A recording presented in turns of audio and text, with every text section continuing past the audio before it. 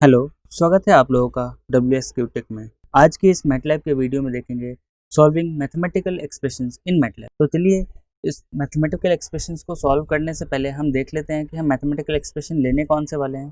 तो यहाँ पे देखिए हमारे पास 4 मैथमेटिकल एक्सप्रेशंस हैं, इसको हम सॉल्व करेंगे मैटलैब के अंदर और इसके रिजल्ट को फाइंड आउट करेंगे। तो चलिए देख लेते हैं। पहला जो एक्सप्रेशन है वो है y = ax + b, जहाँ पे a कॉन्स्टेंट है और b कॉन्स्टेंट है।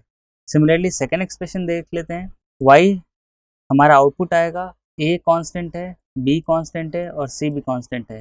यहाँ पे x वेरिएबल है जो हम इनपुट प्रोवाइड करेंगे। तो एक्सप्रेशन है हमारे पास y = ax² + bx + c। Similarly तीसरा एक्सप्रेशन है y = a e⁻x।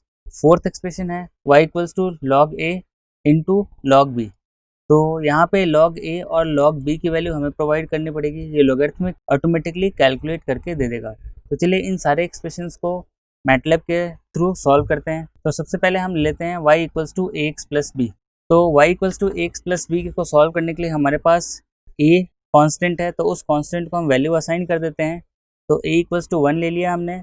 Similarly b = 1 ले लिया, यानी दोनों कांस्टेंट वैल्यू दोनों को 1 हमने असाइन कर दिया।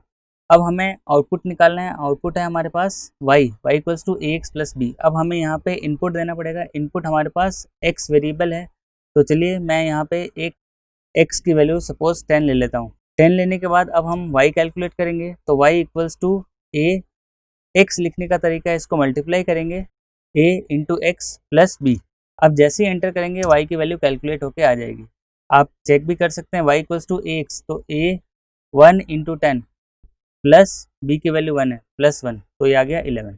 सिमिलरली अगर मेरे पास x कोई वेक्टर हो जिसके अंदर बहुत सारे एलिमेंट्स हो, उस एलिमेंट्स के थ्रू हम इस एक्सप्रेशन को कैलकुलेट करना चाहें तो वो कैसे करेंगे। तो चलिए यहाँ पे मैं x को ओवरराइट कर देता हूँ वैल्यू से 1:10 से, यानी कि यहाँ पे इसके अंदर अब x के अंदर 10 वैल्यूज़ आ गई हैं। आप देख सकते हैं यहाँ पे अगर मैं सेमीकोलन हटा दूँ और रन करूँ तो 1 से लेकर 10 तक वैल्यूज़ आ गई है, वो ओवरराइट हो चुका है। यहाँ पे आप देख सकते हैं वर्क स्पेस के अंदर 10 वैल्यू आ गई। अब मुझे y कैलकुलेट करना हो तो y कैलकुलेट करने के लिए सिंपल सा वही कमांड यूज़ करूँगा।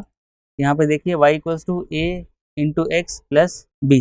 अब यहाँ पे ध्यान रखिए, ये हमारा a हमारा कांस्टेंट है जो कि स्केलर है, तो इसको यहाँ पे डॉट लगाना पड़ेगा ताकि ये एलिमेंट बाय एलिमेंट मल्टीप्लाई करे। तो पहला वैल्यू इसके साथ मल्टीप्लाई होगा, दूसरा इसके साथ, तीसरा इसके साथ, क्योंकि कांस्टेंट 1 है तो जो वैल्यू है एज इट इज़ आएगी, और +1 यानी कि कांस्टेंट 1 है तो वो ऐड होके आ जाएगा। तो चलिए यहाँ पे देख लेते हैं।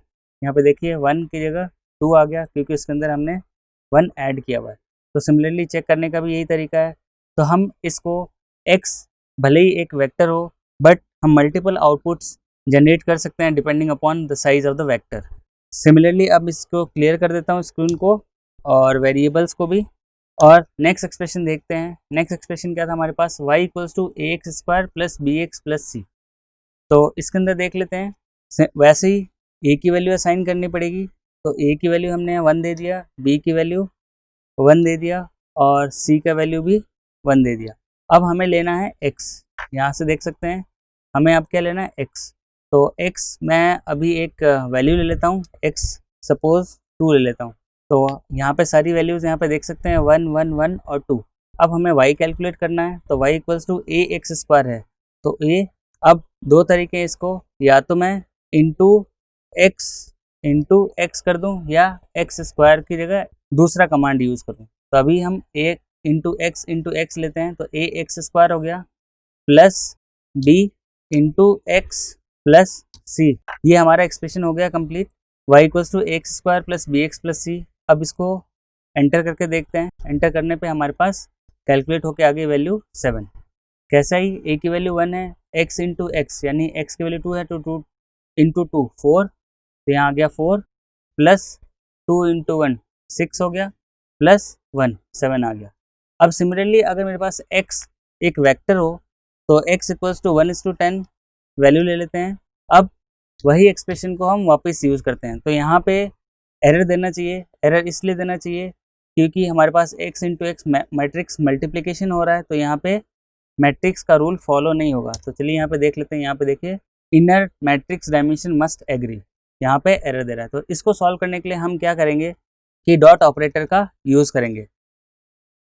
डॉट ऑपरेटर यूज़ करने पे क्या होगा, ये एलिमेंट बाई एलिमेंट मल्टीप्लाई होगा और हमें रिजल्ट यहाँ पे मिल जाएगा। तो देखिए ए को हमने x से मल्टीप्लाई किया और उसी x को x से मल्टीप्लाई किया तो ये एक्स स्क्वायर हो गया। बट ये ध्यान रखिए कि जो x का जो पहला एलिमेंट था उसके साथ ही मल्टीप्लाई हुआ, सिमिलरली दूसरे एलिमेंट के साथ भी वैसे ही मल्टीप्लाई हुआ, तीसरे के साथ भी वैसे ही हुआ और फिर ऐसे ही n तक चलता रहेगा। तो हम डॉट ऑपरेटर का यूज़ करके डायरेक्टली एक्स स्क्वायर के वैल्यू को कैलकुलेट करके हम आउटपुट जनरेट कर सकते हैं। तो चलिए इसको स्क्रीन क्लियर करता हूँ। होपफुली ये टॉपिक समझ में आ गया होगा। अब नेक्स्ट एक्सप्रेशन ले लेते हैं, इसको क्लियर कर देते हैं। क्लियर करने के बाद जो नेक्स्ट एक्सप्रेशन है वो है हमारे पास y equals to a e raise the power x। अब ध्यान रखिए e है यानी एक्सपोनेंट की पावर x है, तो इसके लिए हम डायरेक्टली फंक्शन यूज़ करेंगे। देखिए हमारे पास कांस्टेंट क्या है, यहाँ पे कांस्टेंट है a और वेरिएबल है हमारे पास x। तो चलिए इसके अंदर हम असाइन करते हैं। सबसे पहले कांस्टेंट की वैल्यू लेते हैं। कांस्टेंट की वैल्यू a इक्वल्स टू 1 ले लिया। अब वेरिएबल x है तो x की वैल्यू मैं असाइन ले लेता हूँ 5 और y equals to a into, अब यहाँ पे देखिए e यानी कि एक्सपोनेंट है, तो इसके लिए जो कमांड यूज़ होगा वो होगा exp कमांड यूज़ होगा और जो भी वैल्यूज़ जो इनपुट में लिया उसको इस पैरेंथेसिस के अंदर डालेंगे। तो यहाँ पे y equals to a into exp x आया यानी एक्सपोनेंट ऑफ x। अब मैं इसको एंटर करता हूँ, एंटर करते ही हमारे पास एक्सपोनेंट कैलकुलेट होके आ जाएगा। सिमिलरली x अगर बहुत सारे इनपुट हो तो x ले लेते हैं, x इक्वल्स टू 1:5 ले लेते हैं यानी 5 वैल्यू हो x के अंदर। तो हम y के अंदर कैलकुलेशन कैसे करेंगे, सेम वही कमांड यूज़ किया हमने, y equals to a into exp x। अब एंटर करके देखते हैं तो ये हमारे पास जितनी भी वैल्यूज़ इनपुट के अंदर आई है उस वैल्यूज़ के अकॉर्डिंग हमारा करस्पॉन्डिंग आउटपुट जनरेट हो गया। तो अब देख लेते हैं तीसरा एक्सप्रेशन, उसके पहले इसको क्लियर कर देते हैं। तीसरा हो गया, चौथा एक्सप्रेशन देख लेते हैं। चौथा एक्सप्रेशन है y equals to log a into log b। अब इसके अंदर ध्यान रखने वाली बात यह है कि जो लॉगरिथमिक है, ये लॉग है, मैटलैब के अंदर आपको खुद ही डिफाइन करना पड़ेगा कि ये नेचुरल लॉग लेना चाहते हैं या फिर आप बेस 10 लेना चाहते हैं या बेस चेंज करना चाहते हैं। तो अगर मैं डायरेक्टली लॉग कमांड यूज़ करूँगा तो ये नेचुरल लॉग आउटपुट दे देगा। तो चलिए देखते हैं यहाँ पे y equals to log a log b है, जहाँ पे a और b हमारे पास कांस्टेंट है जिसकी हम वैल्यू खुद असाइन करेंगे। तो a इक्वल्स टू 2 ले लिया और b इक्वल्स टू 2 ले लिया, b इक्वल्स टू 3 ले लिया। अब देखते हैं पहले log 2 की वैल्यू कितनी है। तो log 2 की वैल्यू अगर मैं एंटर करता हूँ तो log 2 की वैल्यू 0.6931 आ रहा है।